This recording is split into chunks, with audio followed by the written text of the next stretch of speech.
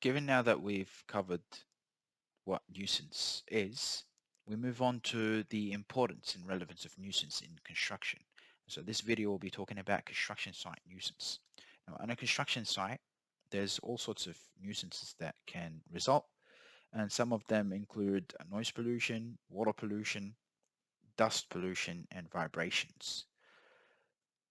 The nuisances that result from a construction site can also be classified as either public nuisance or private nuisance. An example of a private nuisance that um, initiates from a construction site is noise pollution that impacts a private property that's close to the construction site.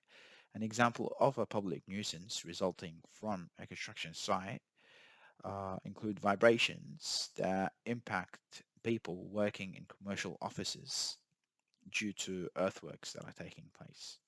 So uh, it's a very sort of area of the law that needs to be regulated heavily because of the influences that construction site nuisances will have on the general public. And that's why, in terms of its regulation, it's usually done through legislation or through local councils. Let's talk about legislation. And one of the most important legislations when it comes to the control of nuisances from construction sites is the Protection of the Environment Operations Act.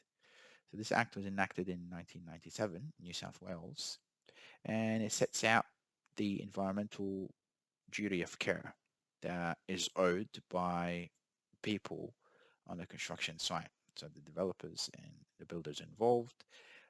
It's an environmental act, so a lot of the nuisances that we went through in the previous slide, they breach and a certain factor with regards to the environment. So it's an environmental breach that they create, and that's why these sorts of nuisances are covered by this environmental act.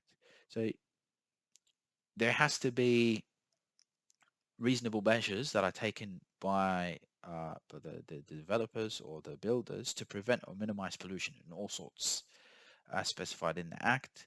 Now, if the builders and the developers they don't comply, the Act specifies that there would be hefty fines as a result. And in some cases, there's also naming and shaming of the offenders. When it comes to the local councils, they manage construction nuisance via the permits that they issue. So any permit that is issued is usually there's conditions attached to the building permit, for instance, operation hours, um, dust control, air management, and public protection. So these are all aspects that the local councils would try to make sure that they cover in their building permits. So they impose restrictions on builders to make sure that the public is protected from any of these nuisances.